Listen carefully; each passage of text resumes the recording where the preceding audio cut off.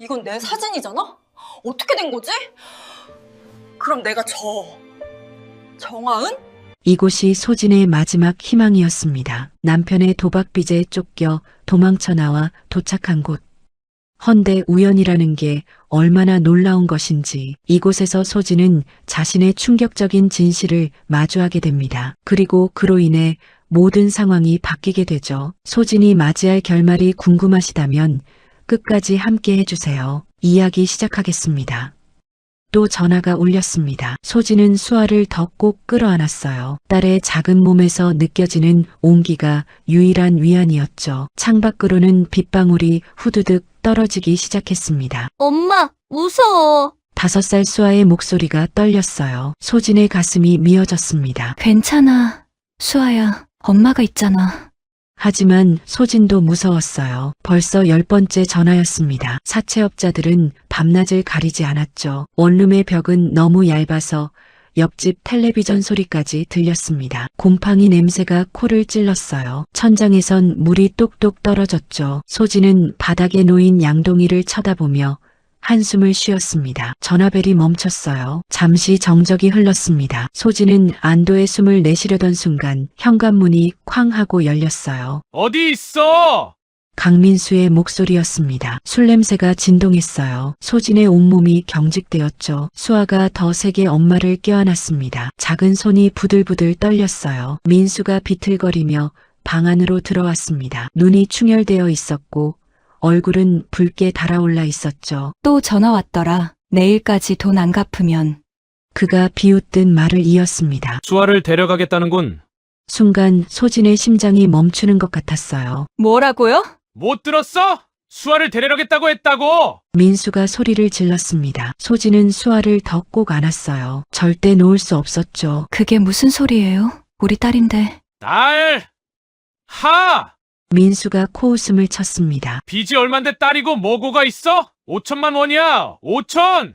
그가 주머니에서 구겨진 종이를 꺼냈어요. 손이 떨려서 종이가 바스락거렸습니다. 여기 봐. 이미 계약서도 써놨어. 소진의 눈이 커졌습니다. 종이를 낚아채려 했지만 민수가 먼저 치웠어요. 계약서요? 무슨 계약서? 아이 입양 계약서.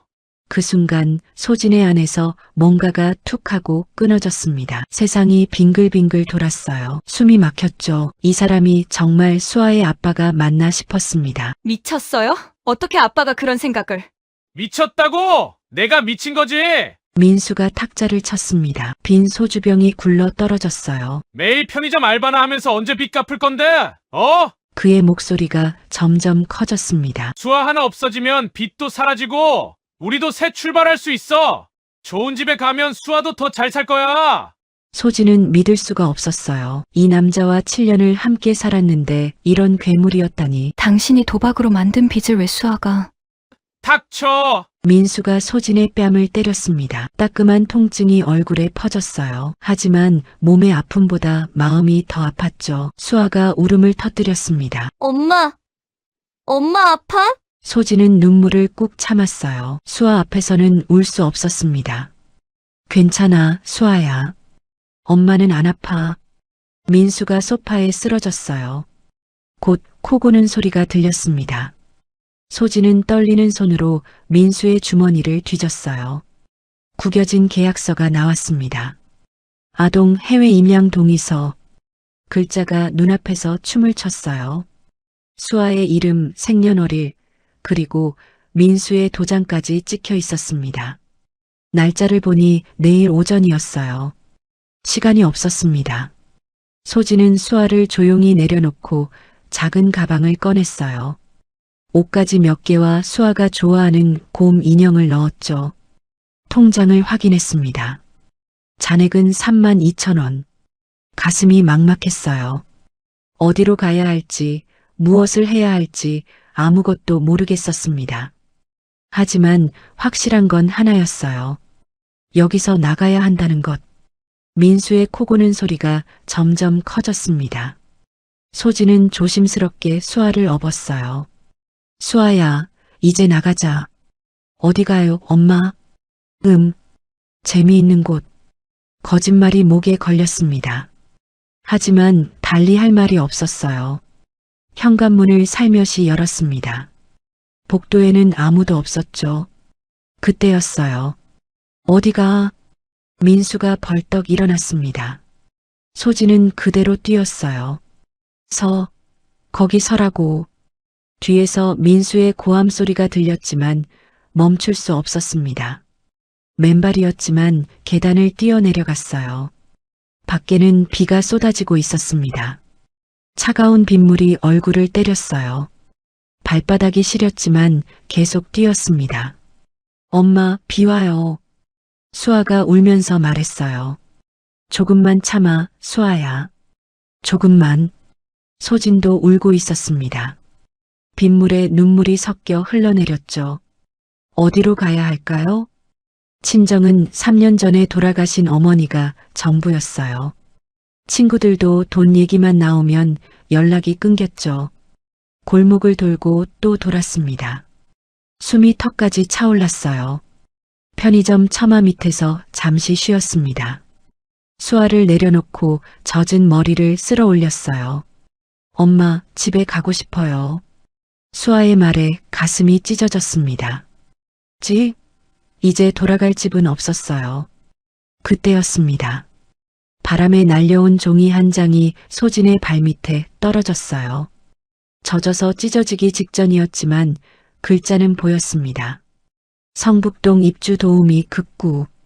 즉시 입주 가능, 숙식 제공. 경력 무관, 성실한 분 우대. 소진은 떨리는 손으로 전단지를 집어들었어요. 성북동이면 부자들이 사는 동네였죠. 입주 도우미라면 가정부 같은 걸까요? 맨 아래 전화번호가 적혀 있었습니다. 소진은 편의점으로 들어갔어요. 알바생이 이상한 눈으로 쳐다봤지만 신경 쓸 겨를이 없었죠. 공중전화 써도 될까요? 밖에 있어요. 다시 비를 맞으며 나갔습니다. 떨리는 손으로 동전을 넣고 번호를 눌렀어요.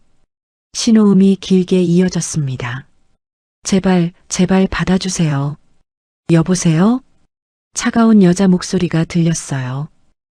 저기, 입주 도우미 구한다는 전단지 보고 아직 자리 있어요. 내일 아침에 면접 가능한가요? 내일 아침. 민수가 깨기 전에 최대한 멀리 가야 했어요.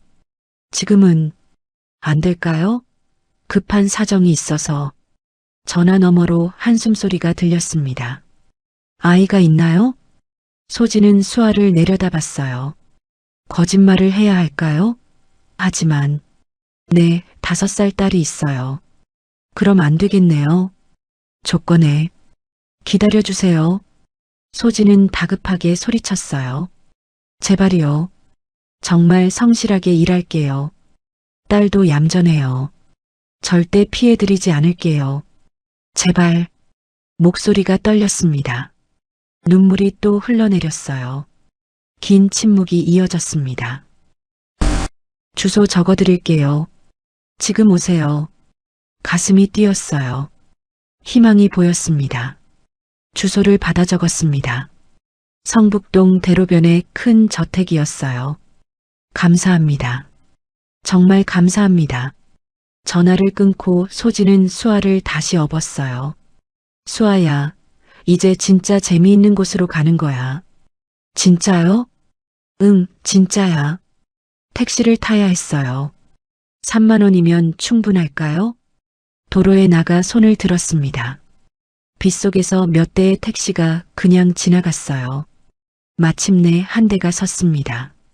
성북동으로 가주세요. 기사 아저씨가 백미러로 소진을 봤어요. 맨발에 온몸이 젖은 모습이 안쓰러웠는지 아무 말 없이 출발했습니다. 창밖으로 도시의 불빛들이 흘러갔어요. 소진은 자는 수아의 머리를 쓰다듬었습니다. 이 아이만은 지켜야 했어요. 무슨 일이 있어도. 빗줄기는 점점 거세졌습니다. 마치 하늘이 소진의 마음을 알고 함께 우는 것 같았어요. 앞으로 어떤 일이 기다리고 있을까요? 모르겠어요. 정말 아무것도 모르겠어요. 하지만 민수의 소나기에서는 벗어났습니다. 수아를 팔아넘기려는 그 악마로부터 도망쳤어요. 여기가 맞나요?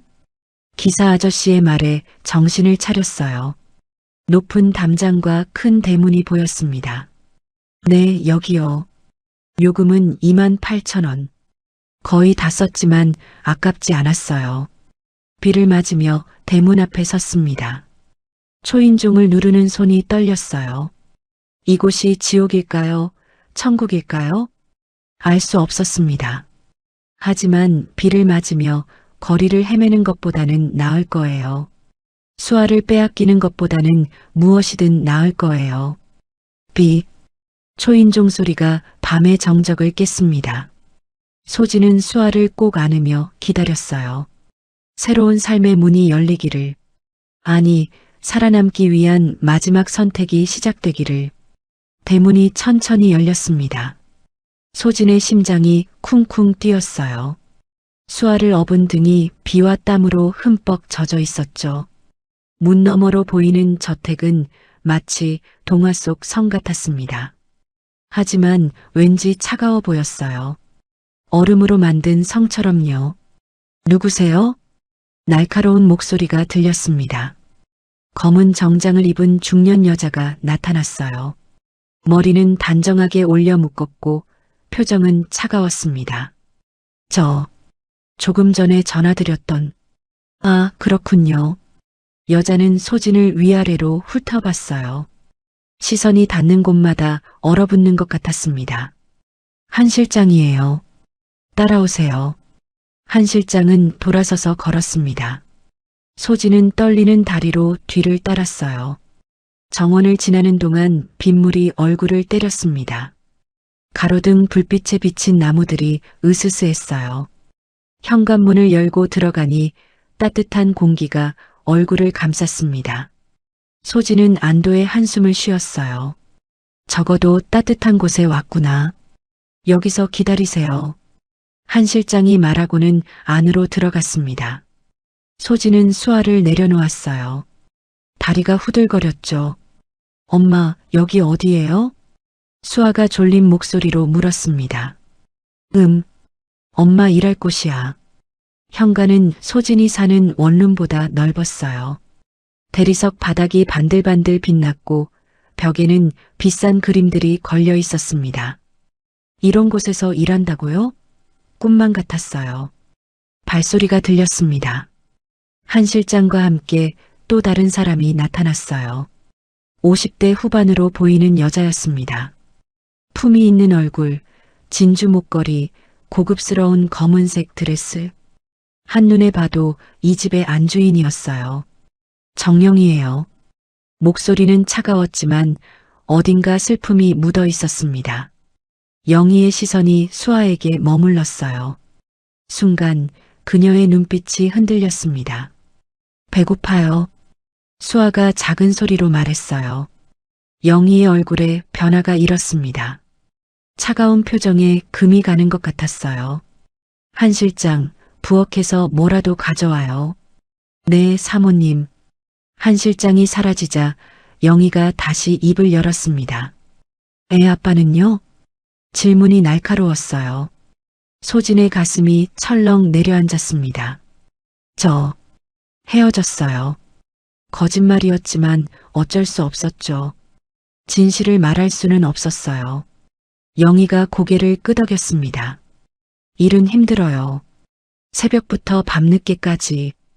애 돌볼 시간도 없을 거예요. 괜찮아요. 정말 열심히 할게요. 월급은 200만 원. 별채에서 지내야 해요. 200만 원. 소진은 믿을 수가 없었어요. 편의점에서는 한 달 내내 일해도 150도 안 됐는데. 정말 감사합니다. 그때 한 실장이 쟁반을 들고 왔어요. 김이 모락모락 나는 밥과 국, 반찬들이 놓여 있었습니다. 수아의 눈이 반짝였어요. 엄마, 밥이다. 천천히 먹어. 영희가 말했습니다. 목소리가 조금 부드러워진 것 같았어요. 수아는 숟가락을 들자마자 밥을 입에 넣었습니다. 너무 급하게 먹어서 국물이 턱에 흘렀어요. 맛있어요.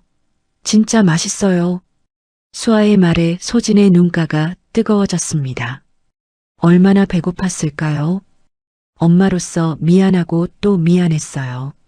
영희가 수아를 보는 눈빛이 이상했습니다. 차갑던 눈에 무언가 다른 감정이 스쳐 지나갔어요. 몇 살이에요? 5살이요. 이름은? 수아예요. 김수아. 영희의 손이 미세하게 떨렸습니다.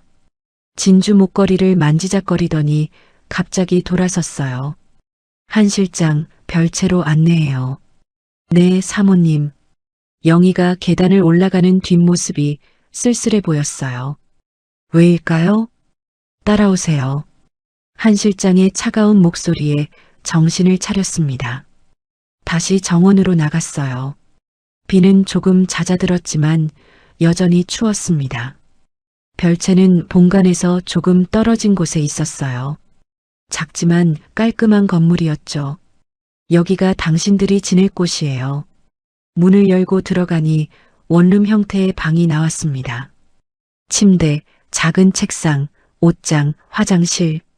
소박했지만 깨끗했어요. 무엇보다 따뜻했습니다. 내일 아침 6시에 본관으로 오세요.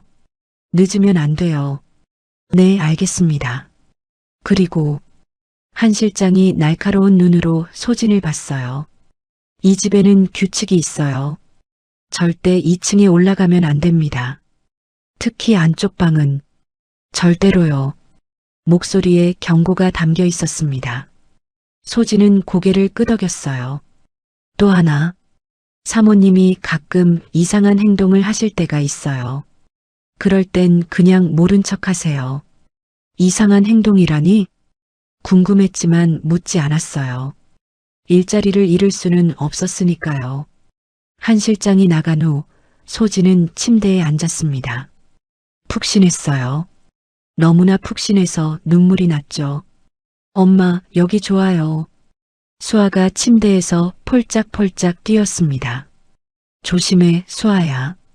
하지만 소진도 웃음이 났어요. 수아가 이렇게 신나하는 모습을 본 게 얼마만인지. 따뜻한 물로 샤워를 했습니다. 뜨거운 물이 몸에 닿자 긴장이 풀렸어요. 수아를 씻기고 침대에 눕혔습니다. 엄마, 이제 계속 여기서 살아요? 응, 그럴 거야. 좋아요. 따뜻하고 좋아요. 수아는 곧 잠들었어요. 작은 숨소리가 평화로웠습니다. 소진은 창밖을 봤어요. 본관의 2층에 불이 켜져 있었습니다. 커튼 사이로 누군가의 그림자가 보였어요. 영희일까요? 왜 그녀는 수아를 보고 그런 표정을 지었을까요? 왜 손이 떨렸을까요? 그때였어요. 2층 창문이 열렸습니다.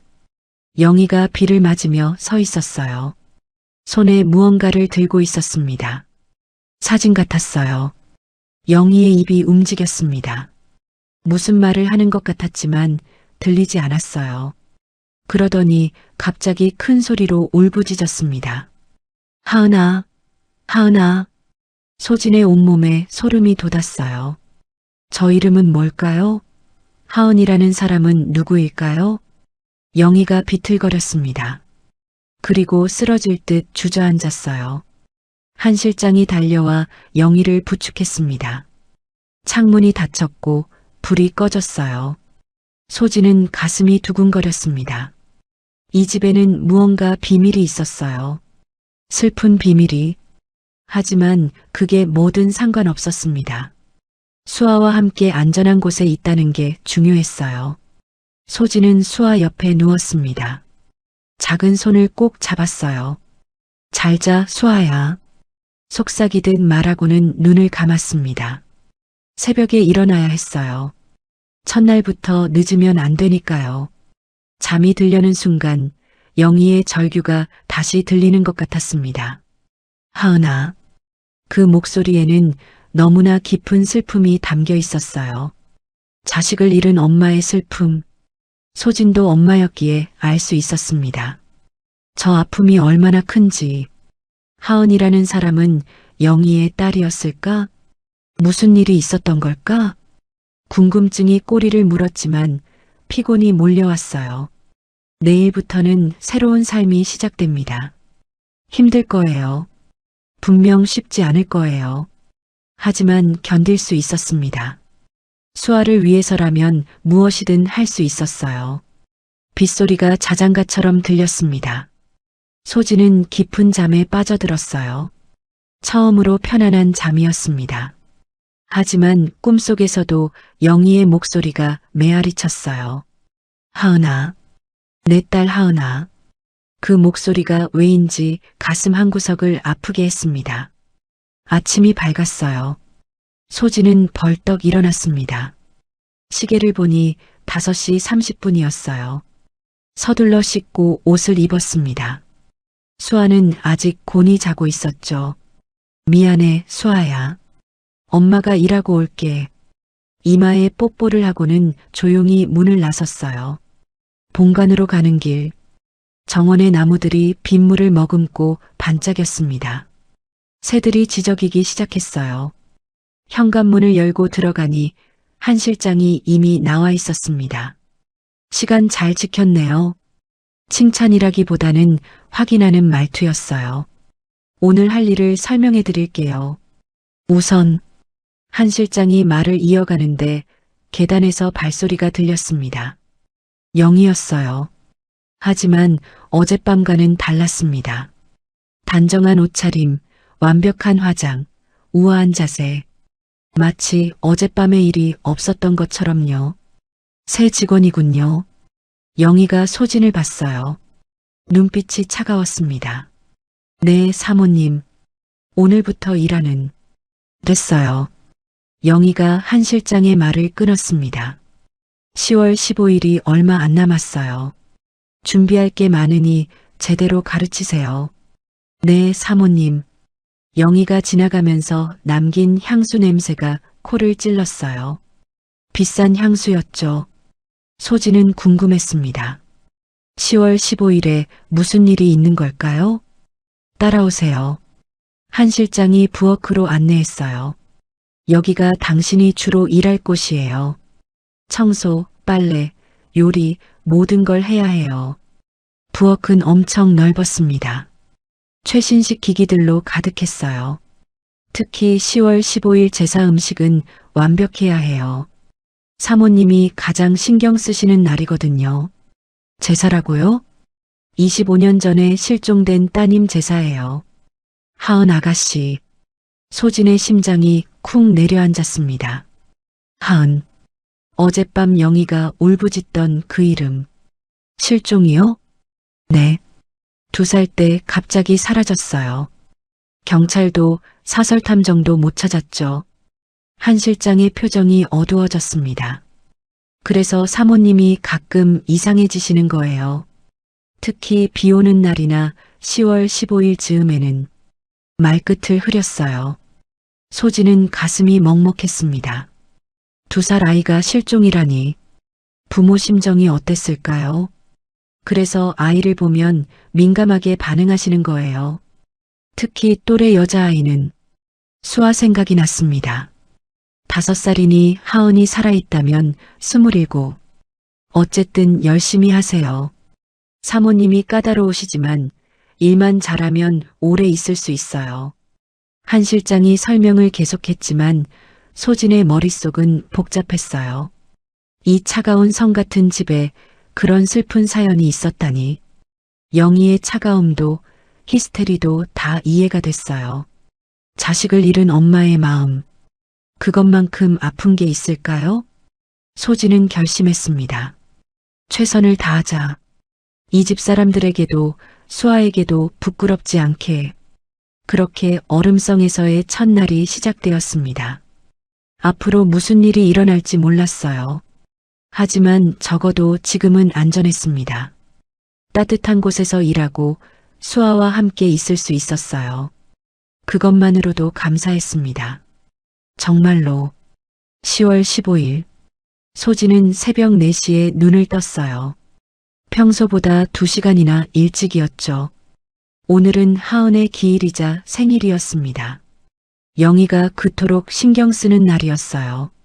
어둠 속에서 옷을 입었습니다. 손이 떨렸어요. 왜일까요? 그저 중요한 날이라서 긴장되는 걸까요? 본관에 들어서니 이미 불이 켜져 있었습니다. 영희가 거실에 앉아 있었어요. 검은 한복을 입고 있었습니다. 얼굴은 창백했고 눈은 충혈되어 있었어요. 사모님, 일찍 일어나셨네요. 잠이 안 와요. 영희의 목소리가 공허했습니다. 오늘 우리 하은이가 27살이에요. 눈가에 눈물이 고였어요. 소진의 가슴이 아팠습니다. 제사상은 완벽해야 해요. 하은이가 좋아하던 음식들로, 특히 미역국은. 영희가 말을 멈췄어요. 입술이 떨렸습니다. 최고의 재료로 준비하겠습니다. 사모님. 여기요. 영희가 봉투를 내밀었어요. 백화점 가서 최고급 한우 사세요. 하은이는 고기를 참 좋아했어요. 봉투 안에는 100만 원이 넘는 현금이 들어 있었습니다. 소진은 눈이 휘둥그레졌어요. 이렇게 많이. 돈은 상관없어요. 최고로 사세요. 영희의 눈빛이 간절했습니다. 백화점은 아침 10시에 열었어요. 소진은 수아를 어린이집에 맡기고 택시를 탔습니다.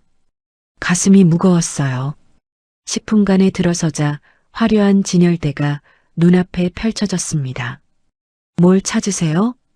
직원이 다가왔어요. 한우요. 제일 좋은 걸로요.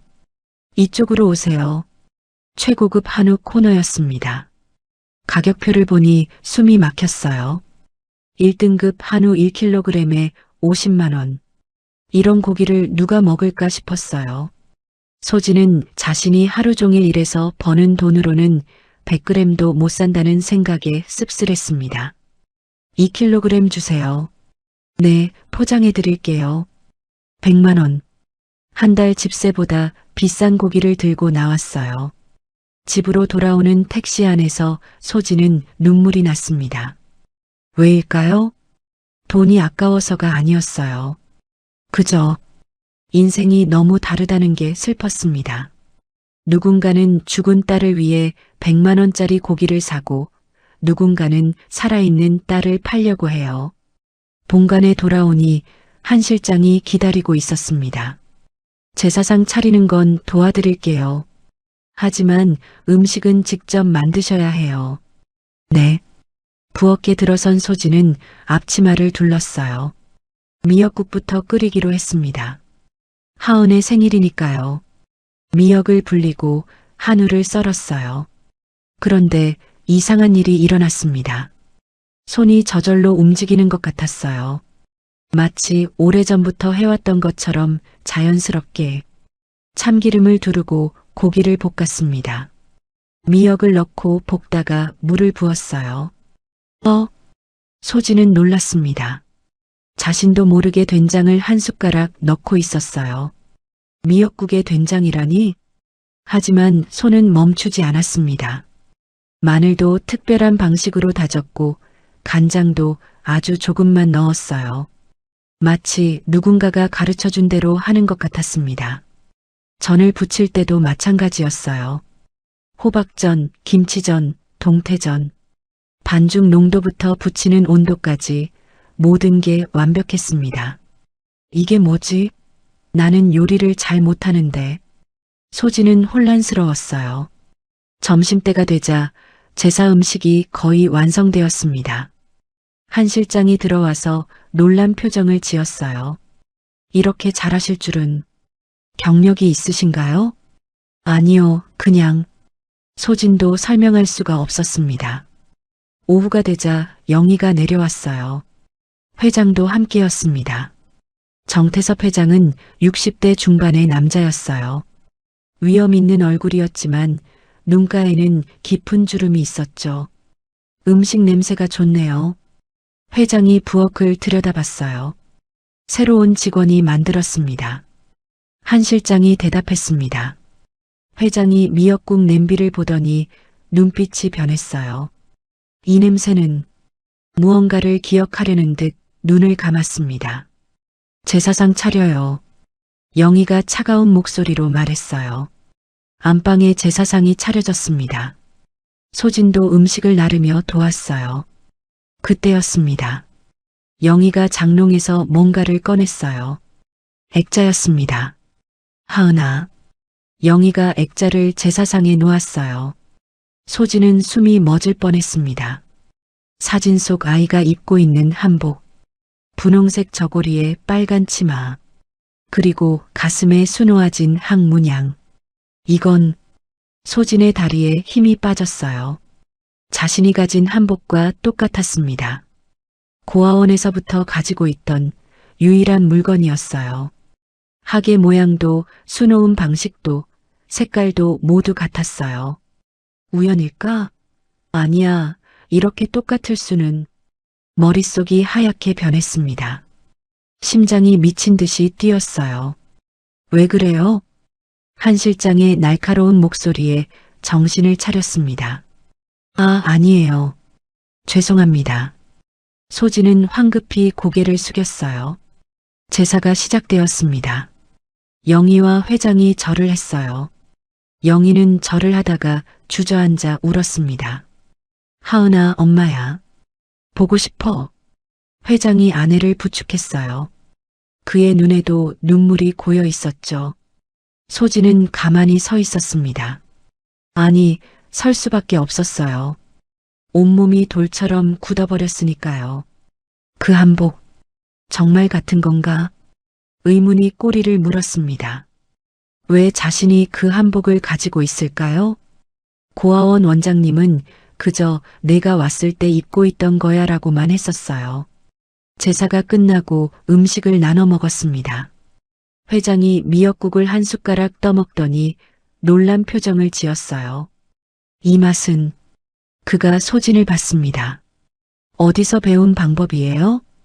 그냥 손이 가는 대로 했어요. 신기하네. 우리 하은이 돌잔치 때 만들었던 미역국이랑 똑같아요. 영희가 숟가락을 떨어뜨렸습니다. 여보. 아니야, 그냥 비슷한 거겠지. 회장이 서둘러 말했지만 분위기는 이미 무거워졌어요. 저녁이 되어 소진은 별채로 돌아왔습니다. 수아가 뛰어나왔어요. 엄마, 오늘 어린이집에서 그림 그렸어요. 평소 같으면 수아를 안고 칭찬했을 텐데 오늘은 그럴 수가 없었어요. 머릿속이 너무 복잡했습니다. 수아야, 엄마가 잠깐만. 소진은 옷장을 열었어요. 구석에 숨겨둔 보자기를 꺼냈습니다. 떨리는 손으로 보자기를 풀었어요. 분홍색 저고리, 빨간 치마, 그리고 항문양. 제사상에서 본 것과 정말 똑같았습니다. 아니, 하나 더 있었어요. 왼쪽 소매 안쪽에 작은 점이 있었습니다. 먹물이 튄 것 같은 자국이었어요. 사진을 다시 봐야 해. 혹시 이 점도. 소진은 한복을 다시 싸서 넣었어요. 그런데 이상한 기분이 들었습니다. 누군가 지켜보는 것 같은. 창밖을 봤어요. 아무도 없었습니다. 하지만 불안감은 사라지지 않았어요. 그날 밤 소진은 잠을 이룰 수 없었습니다. 자꾸만 영정사진 속 아이의 얼굴이 떠올랐어요. 2살이라 얼굴은 잘 안 보였지만 그 한복만은 선명했습니다. 나는 누구일까? 처음으로 이런 의문이 들었어요. 고아원에서 자랐고 부모가 누군지 몰랐어요. 그저 버려진 아이라고만 생각했죠. 하지만 이 한복은 왜 하필 실종된 아이와 똑같은 옷을 가지고 있을까요? 새벽 3시, 소진은 조용히 일어났어요. 창문으로 본관을 봤습니다. 2층에 불이 켜져 있었어요. 영희가 또 잠을 못 자는 것 같았습니다. 나도 엄마니까 알아요. 그 마음이 얼마나 아픈지. 소진은 수아를 봤어요. 곤히 잠든 얼굴이 천사 같았습니다. 만약 수아가 사라진다면? 생각만 해도 숨이 막혔어요. 아마 미쳐버릴 거예요. 25년이라니. 영희는 25년 동안 그 지옥을 살아온 거였습니다. 소진은 마음이 아팠어요. 그리고 동시에 무서웠습니다. 이 집에 온 게 우연일까요? 한복이 같은 것도 우연일까요? 모든 게 우연이라고 하기엔 너무나 많은 것들이 겹쳤어요. 운명이라는 게 있다면 이게 바로 운명일까요? 알 수 없었습니다. 하지만 한 가지는 확실했어요. 뭔가가 시작되고 있다는 것. 그리고 그것은 아마도 소진의 인생을 완전히 바꿔놓을 거라는 것. 창밖에서 바람이 불었습니다. 나뭇잎들이 흔들렸어요. 마치 무언가를 예고하듯이 소진은 다시 잠자리에 누웠습니다. 하지만 잠은 오지 않았어요. 가슴속에서 무언가가 꿈틀거렸습니다. 두려움인지 기대인지 아니면 그리움인지 알 수 없는 감정이었어요. 새벽 2시 소진은 또 잠에서 깼어요. 며칠째 같은 시각이었죠. 한복 생각이 머릿속을 떠나지 않았습니다. 왼쪽 소매의 먹물 자국까지 확인하고 싶었어요. 다시 한 번만 봐야겠어. 소진은 조심스럽게 일어났습니다. 수아는 깊이 잠들어 있었어요. 맨발로 바닥을 디뎠습니다. 삐그덕 소리가 날까봐 천천히, 아주 천천히 움직였어요. 옷장 문을 열었습니다. 보자기가 있던 자리를 더듬었어요. 손끝에 부드러운 감촉이 느껴졌죠. 떨리는 손으로 보자기를 꺼냈습니다. 창가로 가서 달빛에 비춰봤어요. 분홍색 저고리가 은은하게 빛났습니다. 왼쪽 소매를 들어 올렸어요. 있었습니다. 작은 먹물 자국이. 이건 정말 그때였어요. 똑똑. 문 두드리는 소리에 심장이 멎을 뻔했습니다. 자고 있어요? 한 실장의 목소리였어요. 소진은 황급히 한복을 보자기에 싸서 품에 안았습니다. 네. 왜 그러세요? 문 좀 열어요. 차가운 목소리에 등골이 서늘했어요. 어쩔 수 없이 문을 열었습니다. 한 실장이 날카로운 눈으로 소진을 쳐다봤어요. 뭘 하고 있었어요? 그냥 잠이 안 와서. 한 실장의 시선이 소진의 품으로 향했습니다. 보자기 끝이 삐져나와 있었어요. 그게 뭐예요? 아무것도 아니에요. 소진이 뒤로 물러섰지만 한 실장은 더 가까이 다가왔어요. 보여줘요. 정말 아무것도. 보여달라고 했어요. 한 실장의 목소리가 높아졌습니다. 수아가 칭얼거렸어요. 깰까봐 소진은 어쩔 수 없이 보자기를 내밀었죠. 한 실장이 보자기를 풀었습니다.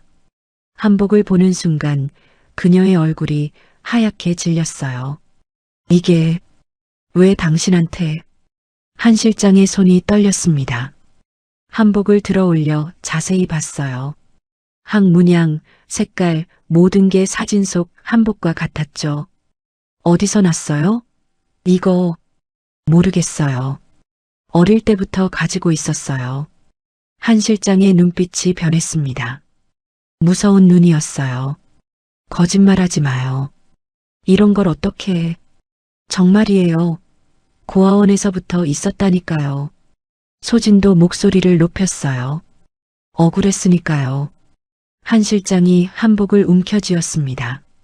이건 내가 가져갈게요. 안 돼요. 그건 제 거예요. 소진이 한복을 빼앗으려 했지만 한 실장이 밀쳐냈어요.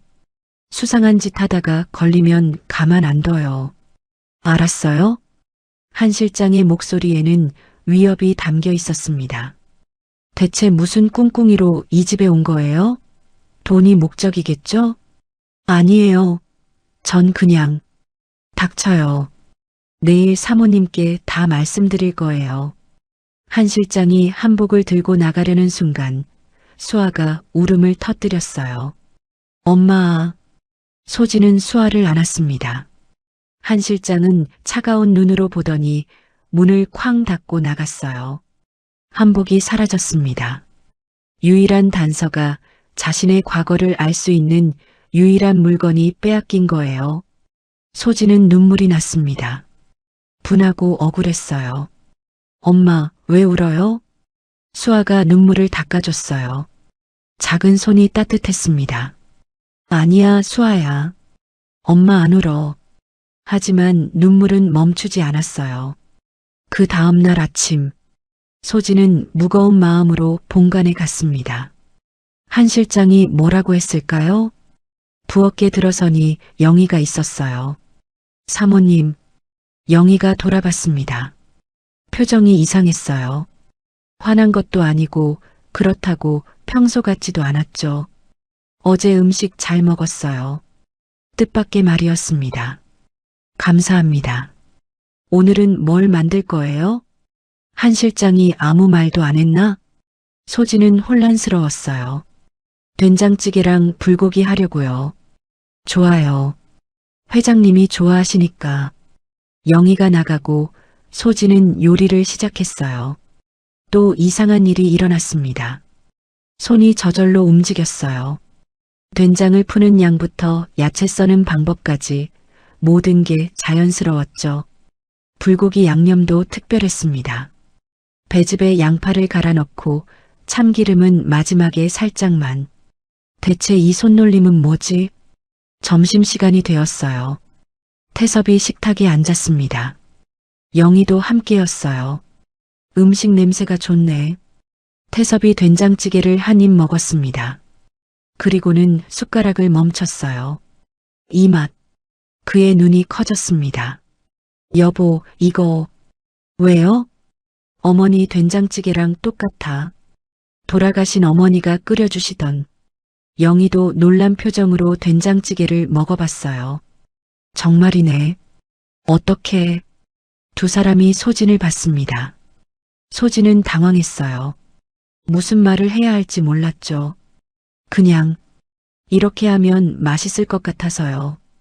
태섭이 불고기를 먹었습니다. 또 놀란 표정을 지었어요. 이것도 우리 집 비법이랑 같아요. 분위기가 이상해졌습니다. 태섭이 소진을 뚫어지게 쳐다봤어요. 무언가를 찾는 듯한 눈빛이었죠. 몇 살이에요? 25이요. 고향은? 서울이요. 고아원에서 자랐어요. 태섭과 영희가 시선을 주고받았습니다. 그때 한 실장이 들어왔어요. 손에 뭔가를 들고 있었죠. 사모님, 이것 좀 보세요. 한 실장이 가방을 열었습니다. 소진의 가방이었어요. 그건 한 실장이 가방에서 뭔가를 꺼냈습니다. 초록색으로 반짝이는 목걸이였어요. 영희가 벌떡 일어났습니다. 내 에메랄드 목걸이. 소진은 충격을 받았어요. 그런 거 본 적도 없는데 왜 자기 가방에서 나오는 거죠? 전 모르는 일이에요. 증거가 있는데 모른다고요? 한 실장이 차갑게 말했어요. 어젯밤 수상한 행동을 해서 확인해 봤더니 이게 나왔어요. 거짓말이었습니다. 한 실장이 넣은 거예요. 분명히. 하지만 누가 믿어줄까요? 소진의 다리가 떨렸습니다. 억울함에 목이 메었어요. 정말 아니에요. 전 그런 거 훔치지 않았어요. 그럼 왜 당신 가방에 있어요? 한 실장이 몰아붙였습니다.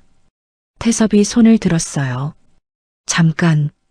그가 한 실장을 봤습니다. 눈빛이 날카로웠어요. 한 실장, 이상하지 않아요? 뭐가요, 회장님?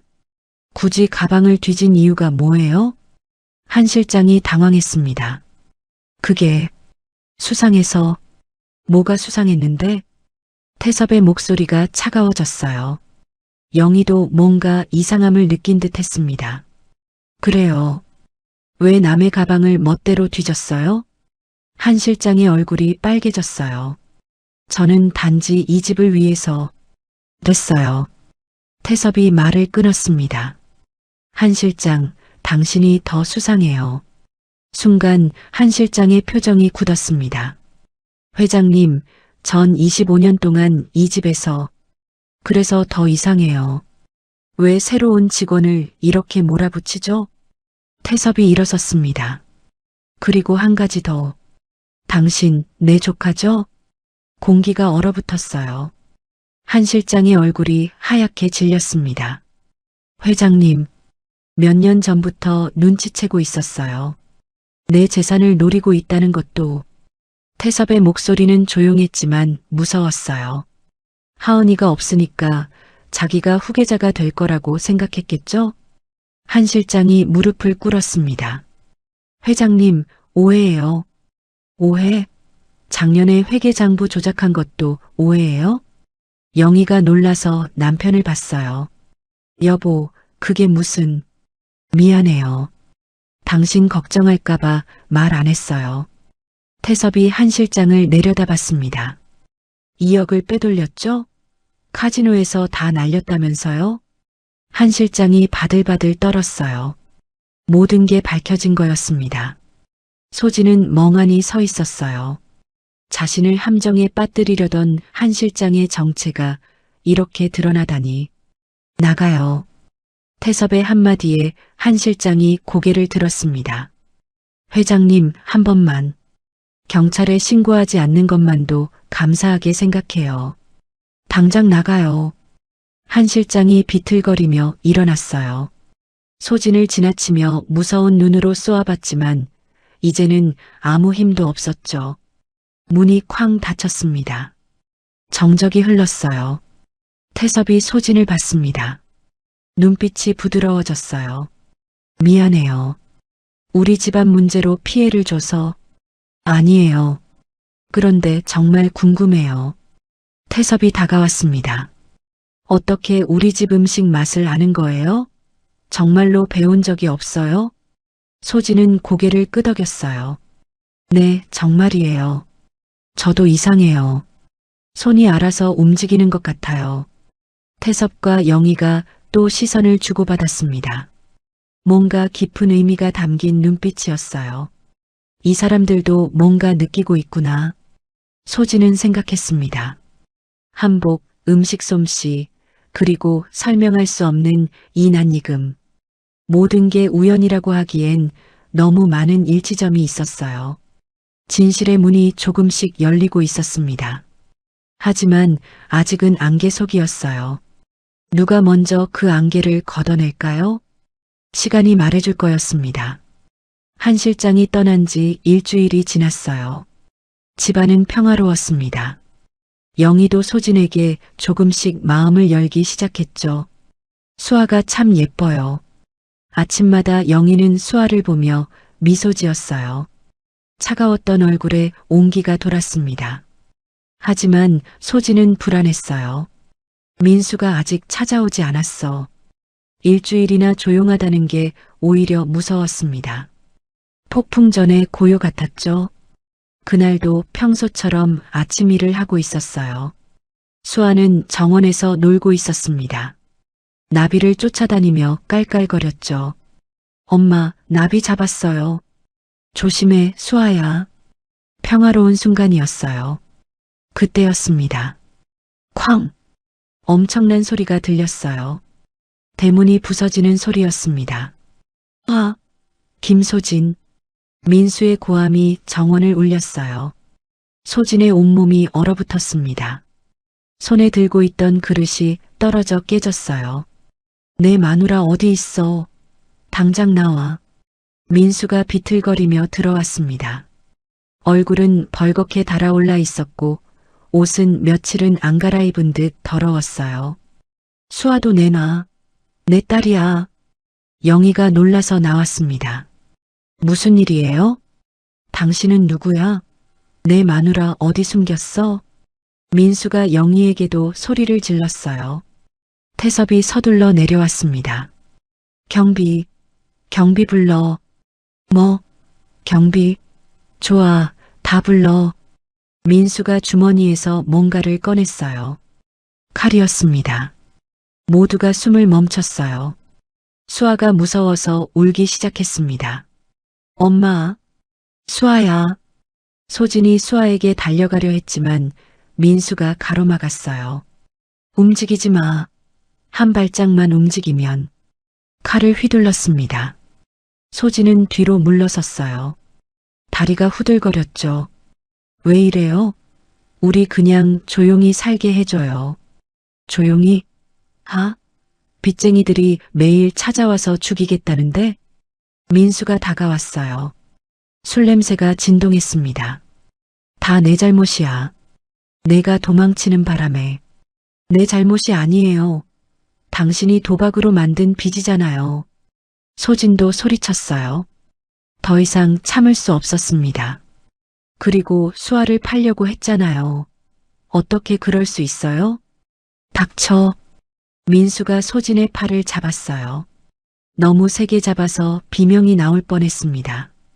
같이 가. 지금 당장. 안 돼요. 소진이 팔을 빼려고 몸부림쳤어요. 그 순간이었습니다. 옷이 찢어지는 소리가 났어요.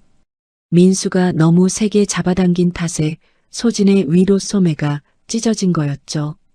오른쪽 팔이 드러났습니다.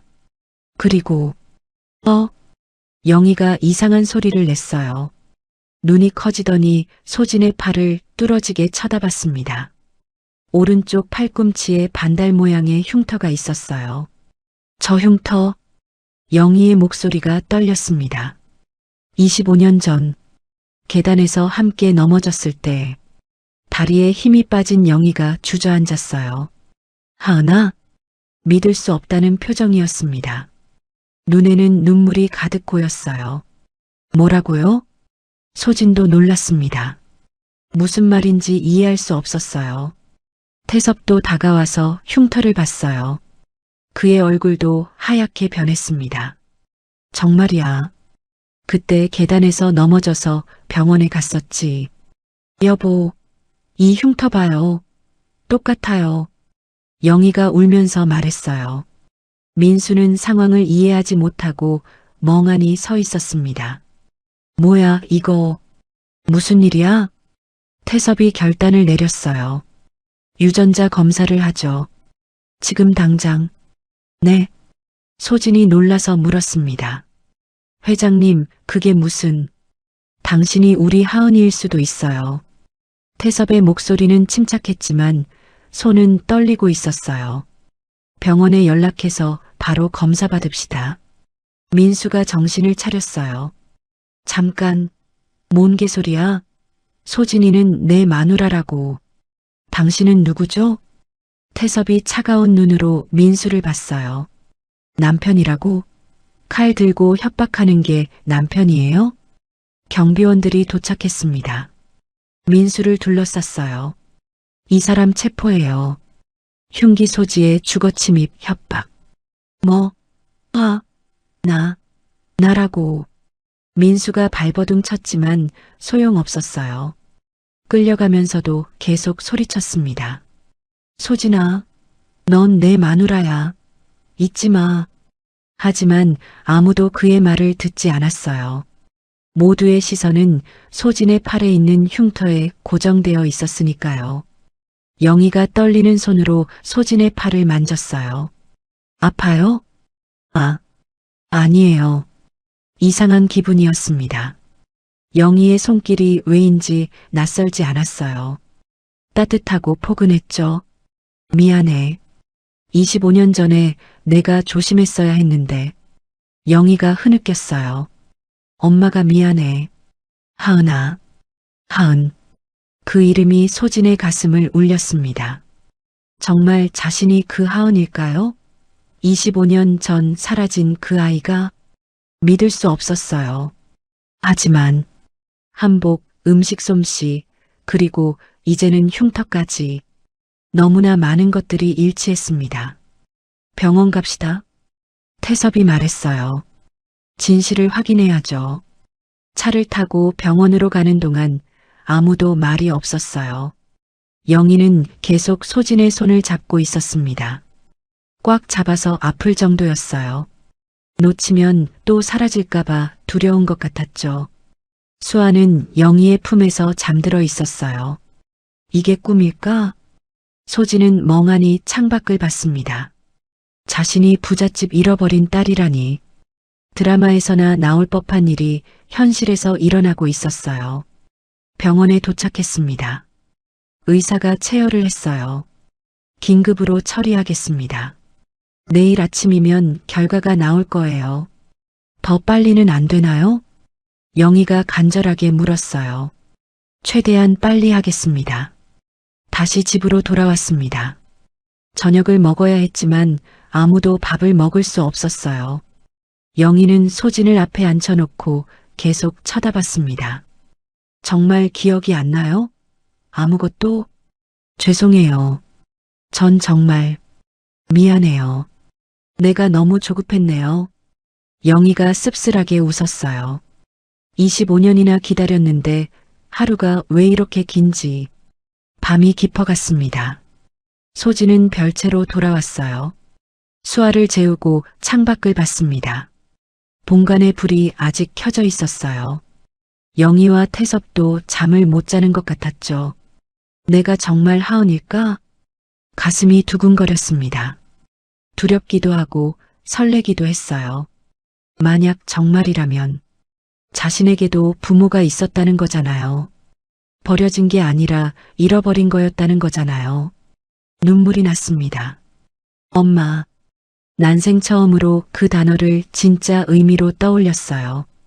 영희가 엄마일 수도 있다니. 차가워 보였지만 따뜻한 사람. 25년 동안 딸을 기다린 사람. 새벽이 밝아왔습니다. 전화벨이 울렸어요. 병원이었습니다. 검사 결과가 나왔습니다. 지금 오실 수 있나요? 심장이 미친 듯이 뛰었어요. 운명의 순간이었습니다. 진실이 밝혀질 시간. 소진은 떨리는 손으로 수아를 안았어요. 가자, 수아야. 무엇이 기다리고 있을까요? 희망일까요? 실망일까요? 알 수 없었습니다. 하지만 확실한 건 오늘 모든 게 바뀔 거라는 것. 폭풍이 시작되었어요. 진짜 폭풍이. 새벽 6시. 병원은 아직 조용했어요. 복도에는 희미한 불빛만 켜져 있었죠. 소진은 떨리는 다리로 진료실에 들어갔습니다. 영희와 태섭이 이미 와 있었어요.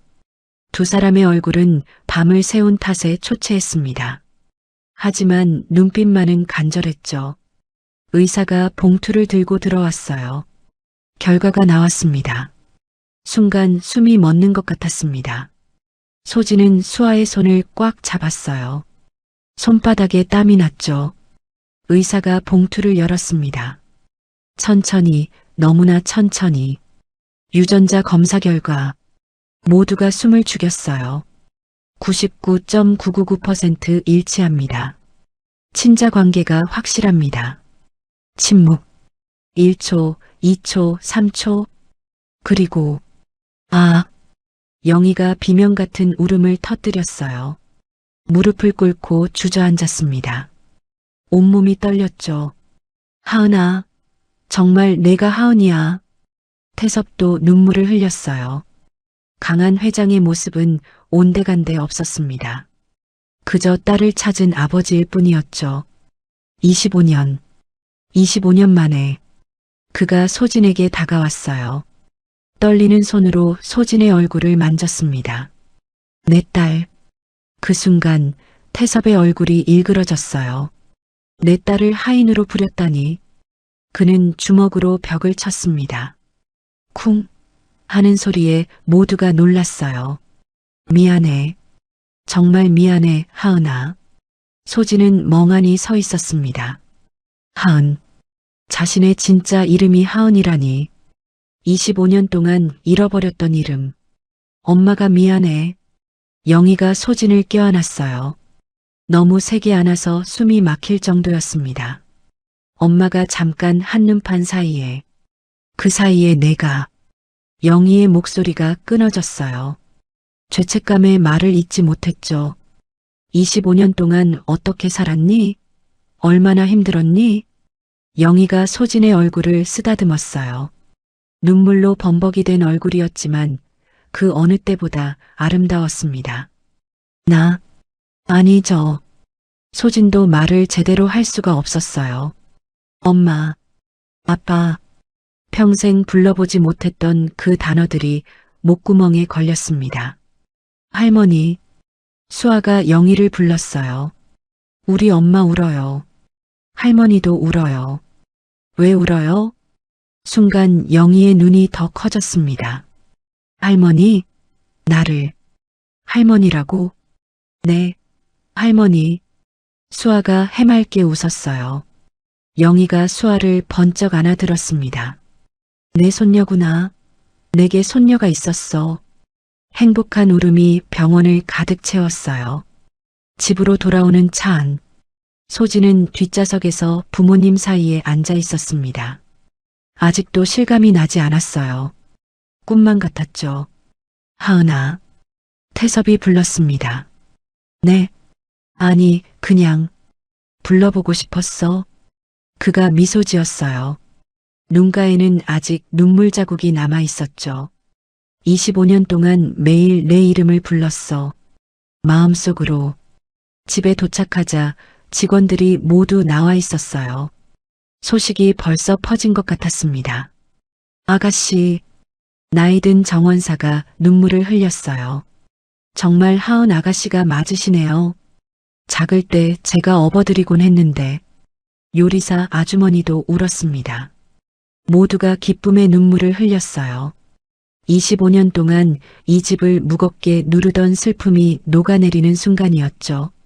영희가 소진의 손을 잡고 2층으로 올라갔어요.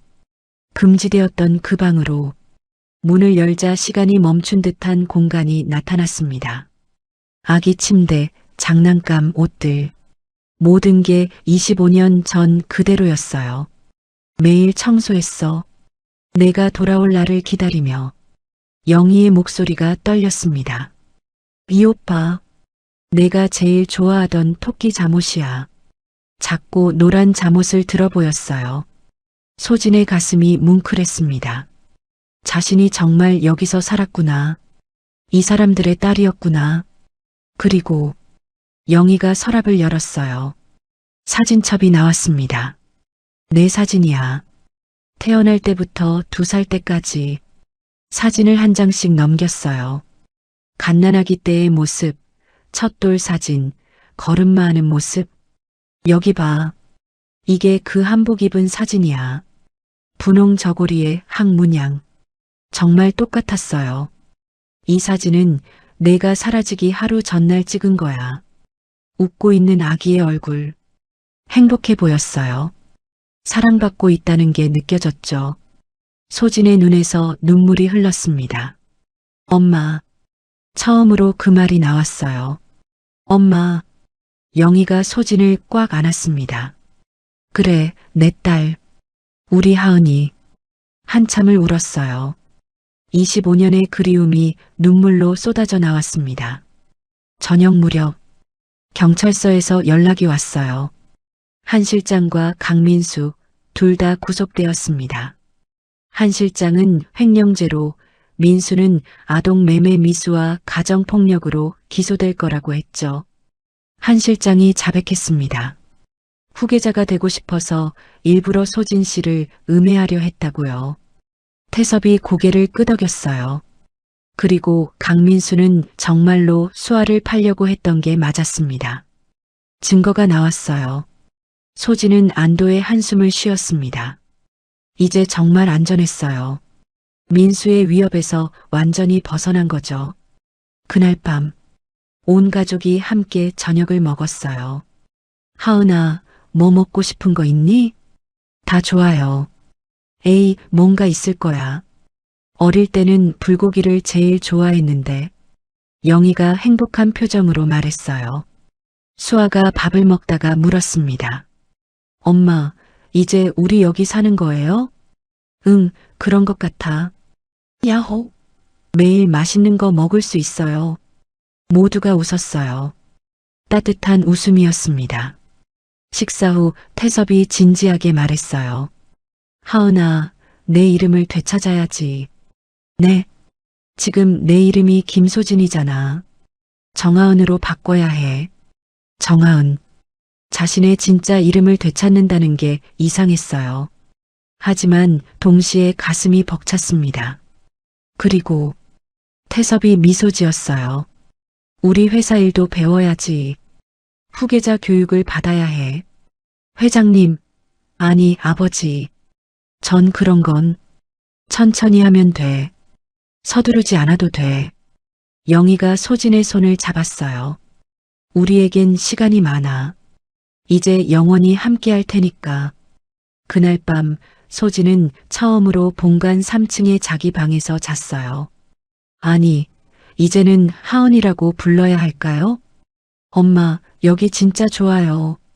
수아가 큰 침대에서 뛰어다녔어요. 조심해, 수아야. 네, 엄마도 같이 뛰어요. 하은은 수아와 함께 침대에서 뛰었어요. 웃음소리가 방 안에 가득했습니다.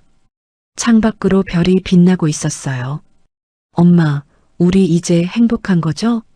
수아가 물었습니다. 응, 이제 행복한 거야. 하은은 수아를 꼭 안았어요. 정말 행복했습니다. 버려진 줄만 알았던 자신이 사실은 그토록 사랑받던 딸이었다니. 25년 동안 부모님이 자신을 찾고 있었다니. 기적 같은 일이었어요. 내 이름은 정하은입니다. 조용히 혼잣말을 했어요. 이상하지 않았습니다. 오히려 편안했어요. 마치 오래 잃어버렸던 옷을 다시 입은 것처럼. 1년 후, 진화복지재단 개소식이 열렸어요. 이사장님, 인사 말씀 부탁드립니다. 하은이 단상에 올랐습니다. 검은색 정장이 잘 어울렸어요. 1년 동안 많이 변했죠. 안녕하세요. 진화복지재단 이사장 정하은입니다. 당당한 목소리였어요. 저는 25년 동안 가족을 잃고 살았습니다. 그 아픔을 아는 사람으로서 같은 아픔을 가진 아이들을 돕고 싶습니다. 객석에서 영희와 태섭이 미소 지으며 듣고 있었어요. 우리 재단은 미아 찾기와 입양 아동 지원에 힘쓸 것입니다. 수아가 할머니 옆에서 손을 흔들었어요. 엄마 멋있어요. 작은 목소리에 사람들이 웃었습니다. 하은도 미소 지었어요. 행사가 끝난 후 가족들이 정원에 모였습니다. 수아야, 그네 타자. 태섭이 손녀를 그네에 태웠어요. 할아버지, 높이 밀어주세요. 알았다, 우리 공주님. 웃음소리가 정원에 울려 퍼졌습니다. 영희가 하은 옆에 앉았어요. 행복하니? 네, 엄마. 나도 행복해. 25년 만에 찾은 행복이야. 두 사람이 나란히 앉아 수아와 태섭을 바라봤어요. 따뜻한 햇살이 내리쬐고 있었습니다. 바람이 살랑살랑 불었어요. 엄마, 나도 그네 탈래요. 수아가 소리쳤습니다. 하은이 일어났어요. 간다. 뛰어가는 하은의 뒷모습을 보며 영희가 속삭였습니다. 돌아와줘서 고마워, 하은아. 그렇게 긴 겨울이 끝나고 봄이 왔어요.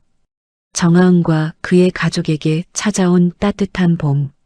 이제는 영원히 계속될 봄이었습니다. 네, 아버지가 누구라고?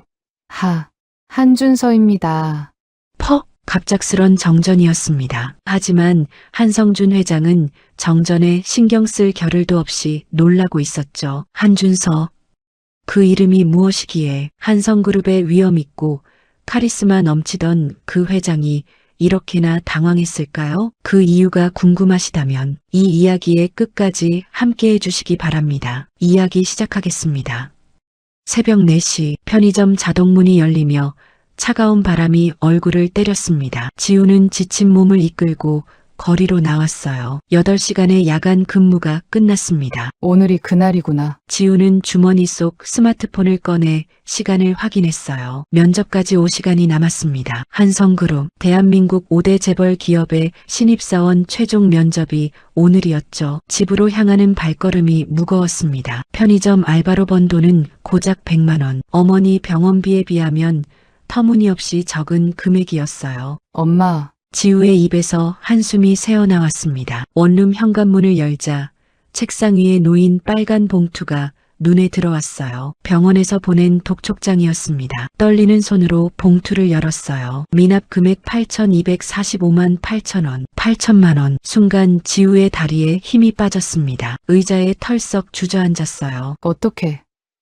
어떻게 이 돈을? 눈물이 핑 돌았습니다. 5년째 암과 싸우고 있는 어머니, 수술비며 항암 치료비며 돈이 얼마나 드는지 끝이 없었죠. 지우는 고개를 세차게 흔들었습니다. 아니야. 포기하면 안 돼.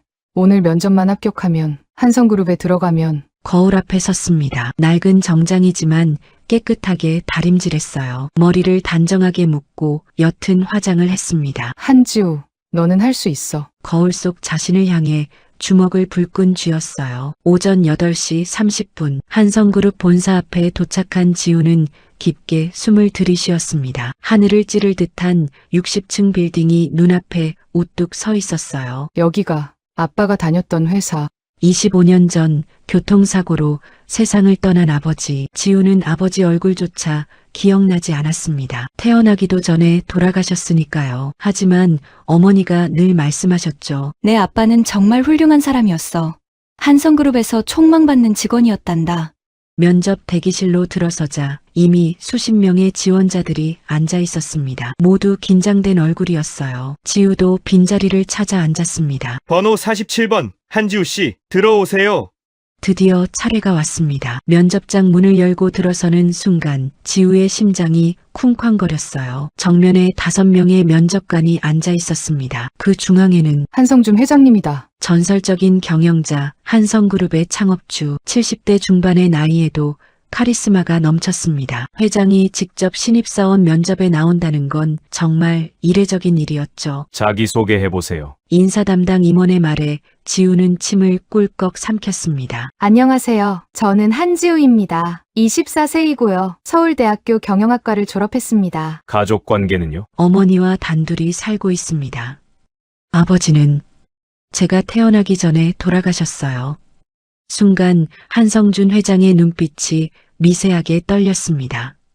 하지만 아무도 눈치채지 못했죠. 본인이 가장 존경하는 사람은 누구입니까? 또 다른 임원의 질문이었습니다. 지우는 잠시 망설였어요. 그리고 진심을 담아 대답했습니다. 제가 가장 존경하는 사람은 돌아가신 아버지 한준서입니다. 그 순간이었습니다. 탁! 한성준 회장의 손에서 펜이 떨어졌어요. 동시에 회의실 전체가 암흑으로 변했습니다. 정전이었죠. 무슨 일이지? 정전인가? 어둠 속에서 웅성거리는 소리가 들렸습니다. 지우는 재빨리 주머니에서 스마트폰을 꺼냈어요. 플래시를 켜고 일어섰습니다. 진정하세요. 제가 비상구를 확인하겠습니다. 침착한 목소리로 말하며 비상구 쪽으로 향했습니다. 초록색 비상등이 희미하게 빛나고 있었어요. 여기 비상구가 있습니다. 위험하니 서두르지 마시고 천천히 이동하세요. 지우의 안내에 따라 면접관들이 질서정연하게 움직였습니다. 한성준 회장도 비서의 부축을 받으며 일어났죠. 하지만 그의 얼굴은 창백했습니다. 5분 후 전기가 복구되었어요. 모두 다시 자리로 돌아왔습니다. 하지만 분위기는 이상했죠. 특히 한성준 회장의 표정이 심상치 않았습니다. 한지우 씨, 회장이 떨리는 목소리로 물었습니다. 방금 아버지 성함이 뭐라고 했습니까? 한준서입니다. 그럼 어머니 성함은? 왜 이런 걸 물어보실까? 지우는 의아했지만 정중히 대답했어요. 서미경입니다. 순간 한성준 회장의 얼굴이 하얗게 질렸습니다. 그의 몸이 휘청거렸어요. 회장님, 비서가 황급히 부축했습니다. 회장은 손으로 이마를 짚으며 고개를 저었어요. 미안합니다. 제가 잠시. 회장은 비틀거리며 면접장을 나갔습니다. 남은 면접관들도 당황한 표정이었죠. 오늘 면접은 여기까지 하겠습니다. 결과는 추후 연락드리죠. 인사 담당 임원의 말에 지우는 어리둥절한 채로 면접장을 나왔습니다. 무슨 일이지? 내가 뭔가 잘못 말한 건가? 불안한 마음으로 건물을 나서는데 휴대폰이 울렸어요. 어머니였습니다. 엄마, 지우야, 면접은 잘 봤니? 병상에서도 딸을 걱정하는 어머니. 지우의 마음이 뭉클해졌습니다. 응, 엄마. 잘 봤어. 엄마는 괜찮아? 엄마는 괜찮아. 너무 무리하지 말고. 어머니의 목소리가 갑자기 작아졌습니다. 지우야, 혹시 그 회사에서 너와 비슷하게 생긴 사람을 만나면 엄마, 아니야, 아무것도 아니야. 조심해서 들어와. 전화가 끊겼습니다. 지우는 고개를 갸웃거렸어요. 오늘따라 모두가 이상했습니다. 회장님도 어머니도. 한편 한성그룹 회장실. 한성주는 떨리는 손으로 오래된 사진 한 장을 꺼내 들었습니다. 25년 전 젊은 시절의 아들 한준서가 환하게 웃고 있는 사진이었죠. 준서야. 회장의 눈에서 눈물이 흘렀습니다. 내가 그렇게 사랑했던 미경이 내 딸을 데리고 살아 있었구나. 그는 비서를 불렀습니다. 김 비서. 네, 회장님. 오늘 면접 본 한지우라는 아가씨. 당장 조사해봐. 모든 것을 다. 알겠습니다. 비서가 나간 후 회장은 창밖을 바라보며 중얼거렸습니다. 만약 정말로 내 딸이 맞다면 그의 주먹이 불끈 쥐어졌습니다. 25년이나 걸렸구나. 너무 늦었구나. 다음 날 아침 지우는 편의점에서 일하고 있었습니다. 면접 결과가 나오려면 며칠은 더 기다려야 했죠. 그때 휴대폰이 울렸습니다. 여보세요? 한지우 씨인가요? 한성그룹 인사팀입니다. 심장이 멎을 것 같았습니다. 네, 맞습니다. 축하합니다. 최종 합격하셨습니다. 다음 주 월요일부터 출근 가능하신가요? 정말요? 정말로 합격했다고요? 지우의 목소리가 떨렸습니다. 네. 그리고 한 가지 더 전할 말씀이 있는데요. 회장님께서 직접 뽑으신 특별 채용이십니다. 입사 첫날 회장님을 뵙게 될 겁니다. 전화가 끊긴 후 지우는 그 자리에 주저앉았습니다. 엄마, 나 합격했어. 이제 병원비 낼 수 있어. 기쁨의 눈물이 멈추지 않았습니다. 하지만 지우는 몰랐죠. 이 합격이 단순한 시작이 아니라 25년 동안 숨겨져 있던 거대한 진실을 향한 첫걸음이라는 것을. 그리고 일주일 후 한성그룹 로비에서 자신과 똑같이 생긴 한 여자를 만나게 될 거라는 것을. 운명의 톱니바퀴가 돌기 시작했습니다. 월요일 아침 7시 지우는 새 정장을 입고 거울 앞에 섰습니다. 어머니가 병원비를 아껴가며 사주신 검은색 정장이었어요. 한지우, 오늘이 시작이야. 거울 속 자신을 향해 활짝 웃어 보였습니다.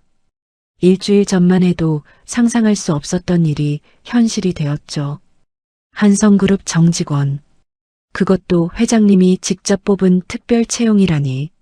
집을 나서는 발걸음이 가벼웠습니다. 지하철 안에서도 계속 미소가 지어졌어요. 주변 사람들이 이상하게 쳐다봐도 상관없었습니다. 너무 기쁜 나머지 혼자 킥킥거리기까지 했죠. 이제 엄마 병원비 걱정 안 해도 돼. 좋은 병원으로 옮길 수도 있고. 한성그룹 본사에 도착한 시간은 8시 정각. 일부러 30분 일찍 왔습니다. 성실한 모습을 보이고 싶었거든요. 로비에 들어서자 대리석으로 된 거대한 공간이 펼쳐졌습니다. 천장까지 뚫린 3층 높이의 로비는 마치 궁전 같았어요. 한쪽 벽면 전체가 거울로 되어 있었죠. 지우는 그 거울 앞으로 걸어갔습니다. 후, 깊게 숨을 쉬고 머리를 정돈했어요. 첫인상이 중요하니까요. 바로 그 순간이었습니다. 거울 속에 또 다른 자신이 나타났어요. 지우는 눈을 비볐습니다. 분명히 거울이 맞는데 거울 속 자신은 다른 옷을 입고 있었어요. 베이지색 정장에 진주 목걸이까지. 게다가 머리 스타일도 달랐죠. 뭐지? 내가 잘못 본 건가? 다시 보니 거울이 아니었습니다. 투명한 유리문이었어요. 그 너머에 자신과 똑같이 생긴 여자가 서 있었던 겁니다. 둘의 눈이 마주쳤습니다. 시간이 멈춘 것 같았어요. 상대방도 지우만큼이나 충격을 받은 표정이었습니다. 입을 살짝 벌리고 눈을 크게 뜨고 믿을 수 없다는 듯이 지우를 바라보고 있었죠. 어머, 상대방의 입에서 작은 탄성이 흘러나왔습니다. 지우도 말문이 막혔어요. 마치 거울을 보는 것 같았습니다.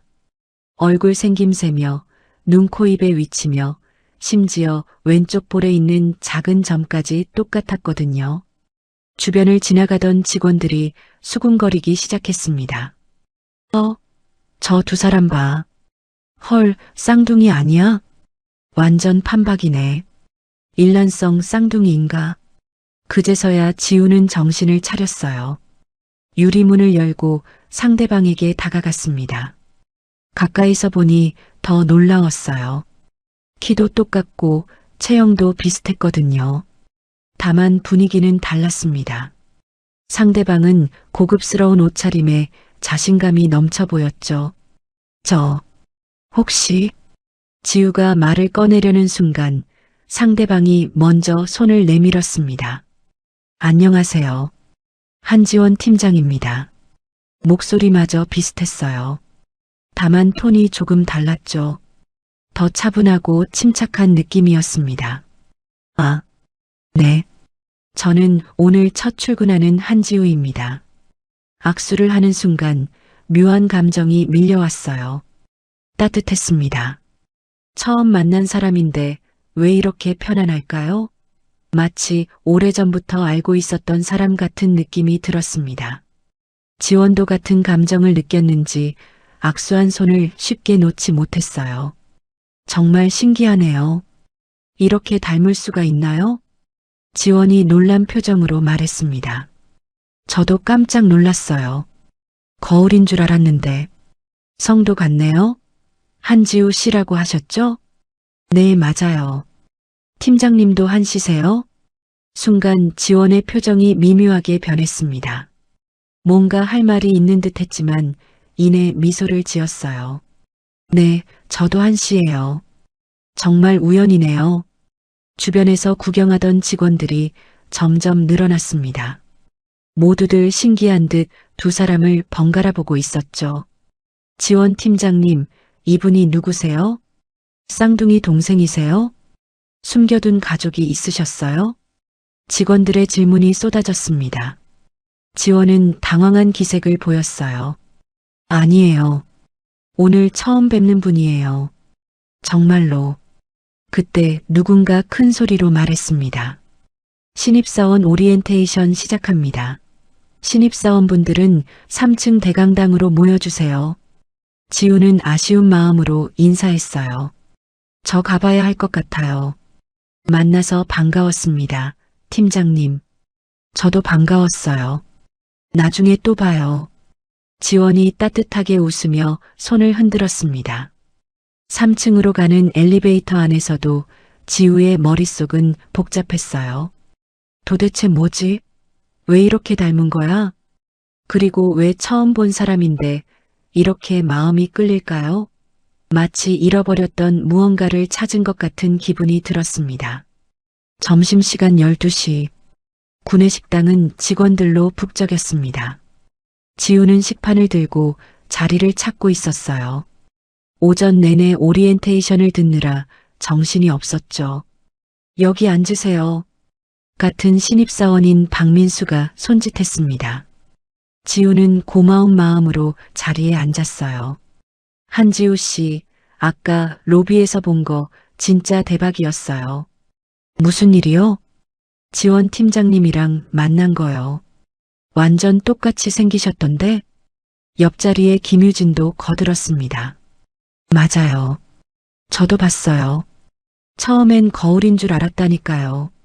그때 뒤쪽 테이블에서 직원들의 대화가 들려왔습니다.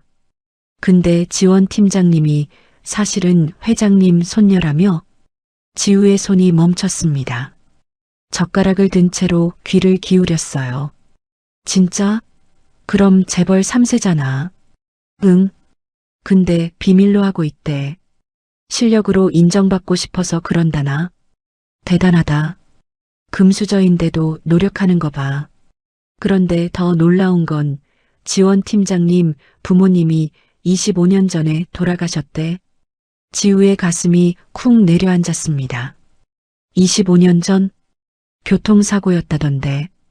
그때 지원 팀장님은 갓난아기였고 불쌍하다. 부모님 얼굴도 모르고 자랐겠네. 순간 지우의 손이 떨리기 시작했어요. 25년 전, 교통사고, 갓난아기, 모든 게 너무 비슷했습니다. 자신의 아버지도 25년 전에 교통사고로 돌아가셨으니까요. 설마, 아니야. 그럴 리가 없어. 하지만 가슴이 두근거렸습니다. 그때 민수가 물었어요. 지우 씨는 가족이 어떻게 되세요? 어머니랑 둘이 살아요. 아버지는 제가 태어나기 전에 돌아가셨고요. 언제 돌아가셨는데요? 25년 전이요. 민수와 유진이 눈을 동그랗게 떴습니다. 헐, 그럼 지원 팀장님이랑 똑같네요? 정말 쌍둥이 아니에요? 지우는 고개를 저었어요. 아니에요. 저희 어머니는 저 하나만 낳으셨어요. 하지만 마음 한구석이 불안했습니다. 어머니가 어제 했던 말이 떠올랐거든요. 혹시 그 회사에서 너와 비슷하게 생긴 사람을 만나면 도대체 어머니는 뭘 알고 계신 걸까요? 오후 3시 신입사원 교육이 끝난 후 지우는 화장실에 갔습니다. 세면대에서 손을 씻고 있는데 거울에 누군가 비쳤어요. 지원이었습니다. 어머, 또 만났네요. 지원이 반갑게 웃었습니다. 지우도 미소를 지었어요. 네, 팀장님. 그냥 편하게 말해요. 나이도 비슷한 것 같은데. 그래도 팀장님이신데. 좋아요. 그럼 회사에서는 팀장님이라고 불러주고 따로 만날 때는 편하게 해요. 따로 만날 때라니? 지우는 놀랐지만 왠지 기분이 좋았어요. 혹시 커피 한잔 하실래요? 제가 사고 싶어요. 지원의 제안이었습니다. 네. 저요? 네. 뭔가 더 이야기하고 싶어서요. 두 사람은 회사 1층 카페로 갔습니다. 창가 자리에 마주 앉았어요. 오후에 햇살이 따뜻하게 들어왔죠. 저 사실 오늘 아침에 지우 씨를 보고 정말 놀랐어요. 지원이 커피잔을 들며 말했습니다. 저도요. 거울인 줄 알았는데 사람이어서. 그것도 그렇지만 지원이 잠시 망설였어요. 그리고 조심스럽게 입을 열었습니다. 왠지 낯설지 않았어요. 처음 보는 사람인데 편안하고 마치 오래전에 헤어졌다가 다시 만난 것 같은 느낌이었어요. 지우의 심장이 빠르게 뛰었습니다. 자신도 똑같은 감정을 느꼈거든요. 저도 그랬어요. 두 사람의 눈이 마주쳤습니다. 설명할 수 없는 감정이 흘렀어요. 그리움? 반가움? 아님 그 이상의 무언가. 지우 씨 혹시? 지원이 뭔가 묻고 싶어 했지만 휴대폰이 울렸습니다. 네, 비서실장님. 지금 가요. 통화를 끄는 지원이 아쉬운 표정을 지었어요. 미안해요. 회장님이 부르셔서. 아니에요. 바쁘신데 시간 내주셔서 감사해요. 지원이 일어서다가 돌아봤습니다. 지우 씨, 제 번호 알려드릴게요. 나중에 연락해요. 번호를 교환한 후 지원이 떠났어요. 지우는 한참 동안 그 자리에 앉아 있었습니다. 머릿속이 복잡했어요. 너무나 닮은 외모, 25년 전 사고, 그리고 이 묘한 끌림. 정말 우연일까? 카페를 나서며 지우는 결심했습니다. 오늘 저녁 어머니께 물어봐야겠다고. 혹시 자신에게 숨기고 있는 비밀이 있는 건 아닌지. 저녁 7시 병원에 도착한 지우는 어머니의 병실 문 앞에서 잠시 멈췄습니다. 어떻게 물어보지? 혹시 제게 쌍둥이 자매가 있었나요? 라고 심호흡을 하고 문을 열었어요. 엄마, 저 왔어요. 침대에 누워있던 미경이 환하게 웃었습니다. 우리 지우 왔구나. 첫 출근 어땠어? 좋았어요. 회사도 크고 사람들도 친절하고. 지우는 어머니 옆에 앉았습니다. 그리고 조심스럽게 입을 열었어요. 엄마, 그런데 오늘 신기한 일이 있었어요. 무슨 일? 저랑 똑같이 생긴 사람을 만났어요. 순간 미경의 얼굴이 굳었습니다. 손에 들고 있던 물컵이 떨렸어요. 똑같이 생겼다고? 네. 정말 거울 보는 것처럼 똑같았어요. 이름도 한지원이래요. 나이도 비슷하고. 탁! 미경의 손에서 물컵이 떨어졌습니다. 물이 바닥에 쏟아졌어요. 엄마. 지우가 황급히 휴지를 꺼냈습니다. 미경은 창백한 얼굴로 지우의 손을 잡았어요. 그 사람이 뭐라고 했니? 너한테 뭐라고 했어? 그냥 반갑다고 하고 커피도 한잔 했어요. 엄마, 왜 그래요? 미경의 눈에 눈물이 고였습니다. 지우야, 엄마, 그 사람을 조심해야 해. 왜요? 왜 조심해야 하는데요? 미경이 입술을 깨물었습니다.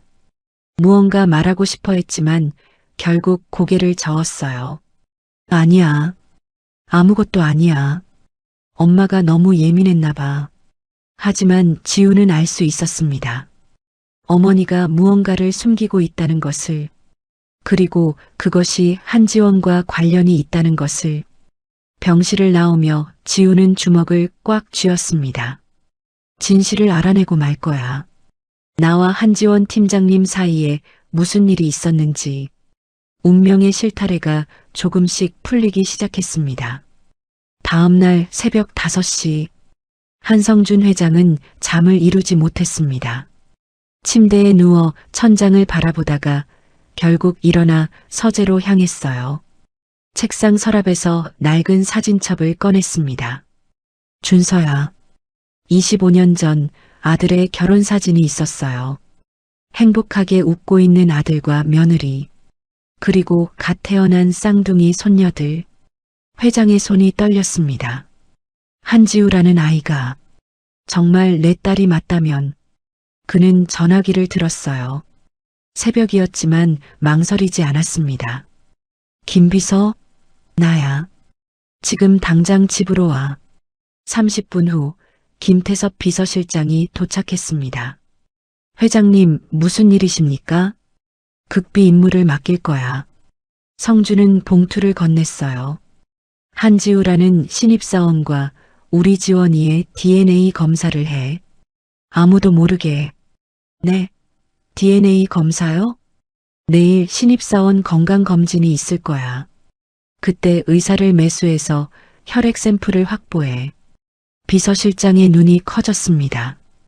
혹시 한지우 씨가 아직은 추측일 뿐이야. 하지만 확인해야 해. 성준의 눈빛이 간절했어요. 25년이나 기다렸어. 더는 기다릴 수 없네. 오전 10시 한성그룹 부속 병원. 지우는 건강검진을 받고 있었습니다. 일반적인 검사들이 끝나고 체열 차례가 왔어요. 팔 내밀어 주세요. 간호사가 주사기를 준비했습니다. 그런데 이상했어요. 보통 건강검진 때는 작은 튜브 2-3개 정도만 뽑는데 오늘은 10개나 준비되어 있었거든요. 이렇게 많이 뽑나요? 아, 네. 정밀 검사를 하신다고 해서요. 간호사의 대답이 어색했습니다. 그때 의사가 들어왔어요. 평소와 다르게 긴장한 표정이었죠. 한지우 씨, 특별 지시가 있어서 조금 더 정밀한 검사를 하게 됐습니다. 특별 지시요? 누구한테서요? 그건 제가 말씀드릴 수 없습니다. 의사는 눈을 피했어요. 뭔가 수상했지만 지우는 그냥 넘어갔습니다. 대기업이니까 신입사원 관리를 철저히 하는 거겠거니 생각했죠. 체열이 끝난 후 간호사가 조심스럽게 혈액 샘플을 가져갔습니다. 그중 몇 개는 일반 검사실이 아닌 다른 곳으로 향했어요. 같은 시각 부산. 미경은 정기 검진을 받기 위해 병원 로비에 앉아 있었습니다. 항암 치료를 받는 중이라 일주일에 한 번은 꼭 검사를 받아야 했어요. 서미경님 들어오세요. 진료실로 들어가려는 순간이었습니다. 미경아. 뒤에서 들려온 목소리에 미경의 몸이 굳었어요. 천천히 고개를 돌렸습니다. 한성준이 서 있었어요. 25년 만이었습니다. 성준 씨? 미경의 목소리가 떨렸습니다. 한때 시아버지였던 사람. 아니, 자신을 쫓아낸 집안의 가장이 눈앞에 있었어요. 잠깐 얘기 좀 하지. 할 말 없어요. 미경이 돌아서려 했지만 성준이 간절히 말했습니다. 제발 10분만 시간을 줘. 미경은 망설였어요. 하지만 그의 눈빛에서 뭔가 다른 것을 봤습니다.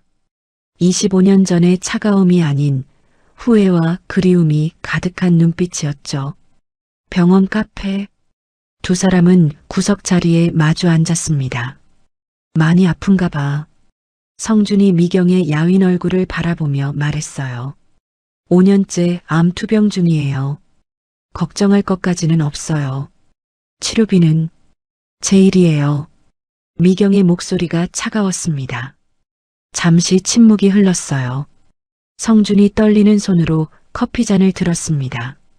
어제 한지우라는 아이를 만났어. 미경의 눈이 흔들렸습니다. 우리 회사에 입사했더군. 면접 때 아버지가 한준서라고. 그만하세요. 미경아, 그 아이가 정말 준서 딸이 맞니? 미경이 입술을 깨물었어요. 눈에 눈물이 고였습니다. 이제 와서 왜 찾아오신 거예요? 미안해. 정말 미안해. 성준의 목소리가 떨렸습니다. 25년 전 너를 그렇게 보낸 게 평생 후회했어. 후회요? 미경이 비웃었어요. 제가 숨은 게 아니에요. 쫓겨난 거죠. 미경아, 아직도 기억나요. 장모님이 뭐라고 하셨는지. 미경의 목소리에 한이 서렸습니다. 시장 상인 딸이 감히 우리 집안 며느리냐고. 쌍둥이 중에 하나만 놔두고 당장 나가라고. 성준이 고개를 숙였어요. 그때 내가 막았어야 했는데 왜 안 막으셨어요? 왜? 미경이 폭발했습니다. 25년간 쌓인 울분이 터져나왔어요. 갓 낳은 아이를 빼앗기고 병원에서 쫓겨났어요. 남편은 이미 죽었는데 시댁에서는 저를 인정하지 않았죠. 눈물이 뺨을 타고 흘렀습니다. 그래도 살았어요. 지우 하나만 보고 살았어요. 그 아이가 커서 아빠 회사에 들어가는 게 꿈이었는데 우리 지원이는 잘 자랐어. 성준이 조심스럽게 말했어요. 어머니가 키우셨지만 나도 최선을 다했어. 좋은 아이로 자랐어. 미경이 손수건으로 눈물을 닦았습니다. 지원이. 제 아이 이름이 지원이군요. 너희가 지은 이름 그대로야. 바꾸지 않았어. 잠시 침묵이 흘렀어요. 미경아, 이제라도 다시 시작할 수 없을까? 성준이 간청했습니다. 아이들이 만났어. 운명이야. 25년 만에 쌍둥이가 다시 만난 거야. 그래서요? 이제 와서 용서하라고요? 용서는 바라지 않아. 다만 성준이 봉투를 꺼냈어요. 치료비라도 도와주게 해줘. 준서가 살아있었다면. 필요 없어요. 미경이 봉투를 밀어냈습니다. 25년 동안 도움 없이도 잘 살았어요. 이제 와서 동정은 필요 없어요. 그녀는 일어섰습니다. 한 가지만 약속해 주세요. 뭐든지 지우한테는 아직 말하지 말아주세요. 제가 직접 말할 때까지. 성준이 고개를 끄덕였어요.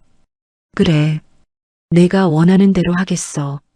미경이 카페를 나가고 성준은 한참을 그 자리에 앉아 있었습니다.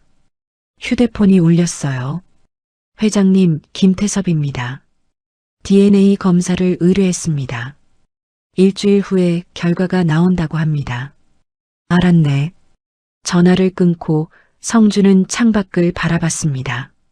준서야, 내 아이들을 찾았어. 이제 우리 가족이 다시 하나가 될 수 있을까? 일주일 후 회장실에 김태섭 비서실장이 들어왔습니다. 손에는 밀봉된 서류 봉투가 들려 있었어요. 결과 나왔습니다. 성준은 떨리는 손으로 봉투를 받았습니다. 천천히 개봉했어요. DNA 감정서. 맨 아래 결론 부분으로 눈이 갔습니다. 검사 결과 두 검체는 99.99% 확률로 일란성 쌍둥이임이 확인됨. 툭! 서류가 손에서 떨어졌습니다. 회장님, 맞아. 맞는구나. 성준의 눈에서 눈물이 흘렀어요. 우리 준서 딸들이 맞아. 쌍둥이가 맞아. 그는 일어나 창가로 갔습니다. 서울 시내가 한눈에 보였어요. 25년이야. 25년 만에 찾았어. 주먹을 불끈 쥐었습니다. 이제 뭘 해야 할까? 어떻게 시작해야 할까? 일단 지원 팀장님께 말씀드려야 하지 않을까요? 비서실장의 말에 성준이 고개를 끄덕였어요. 그래야겠지. 하지만 그는 망설였습니다. 24년간 할머니를 엄마로 알고 자란 아이한테 어떻게 진실을 말하지? 그때 노크 소리가 들렸어요. 들어오세요. 문이 열리고 지원이 들어왔습니다. 할아버지, 부르셨어요? 성준은 손녀를 바라봤어요. 이제 진실을 말해야 할 때가 왔습니다. 지원아, 앉아봐. 할 이야기가 있어. 무슨 일이세요? 표정이 심각하신데. 성준은 깊게 숨을 들이쉬었습니다. 그리고 입을 열었어요. 너한테 숨긴 게 있어. 운명의 순간이 다가오고 있었습니다. 회장실의 공기가 무거웠습니다. 지원은 할아버지의 표정을 보고 불안감을 느꼈어요. 평소에 카리스마 넘치는 모습이 아니었거든요. 할아버지, 무슨 일이세요? 제가 뭔가 잘못했나요? 성준이 고개를 저었습니다. 아니야. 내가 잘못한 건 없어. 그는 책상 서랍에서 서류를 꺼냈어요. DNA 감정서였습니다. 지원아, 먼저 물어볼 게 있어. 네. 너는 내가 우리 집 손녀라는 걸 어떻게 생각하니? 이상한 질문이었어요. 지원이 의아한 표정을 지었습니다. 당연한 거 아니에요? 전 할아버지 손녀고 아빠의 딸이고. 내 아빠 이름이 뭐지? 한준서요. 왜 갑자기 그런 걸? 성준이 깊게 한숨을 쉬었습니다. 지원아, 내가 알고 있는 엄마. 그러니까 할머니 말이야. 할머니요? 할머니가 내 친엄마가 아니야. 순간 지원의 얼굴이 굳었습니다. 무슨 말씀이세요? 농담이겠거니 생각했어요. 하지만 할아버지의 표정은 진지했습니다. 내 친엄마는 따로 있어. 살아있어. 탁! 지원이 의자 팔걸이를 움켜쥐었어요. 손마디가 하얗게 변했습니다. 그럴 리가 없어요. 할머니가 제 엄마예요. 제가 아기 때부터 키워주셨어요. 그건 맞아. 하지만 낳아준 엄마는 따로 있어. 성준이 DNA 감정서를 건넸습니다. 며칠 전에 만난 한지우라는 신입사원 알지? 네. 저랑 똑같이 생긴. 그 아이가 내 쌍둥이 동생이야. 쾅! 지원의 머릿속에서 뭔가가 폭발한 것 같았습니다. 쌍둥이. 동생이라고요? 손이 떨렸어요. 서류를 제대로 볼 수가 없었습니다. 99.99% 일치해. 일란성 쌍둥이가 확실해. 지원의 눈에서 눈물이 흘렀습니다. 왜 이제야 말씀하시는 거예요? 목소리가 떨렸어요. 분노인지 슬픔인지 배신감인지 알 수 없는 감정이 뒤섞였습니다. 24년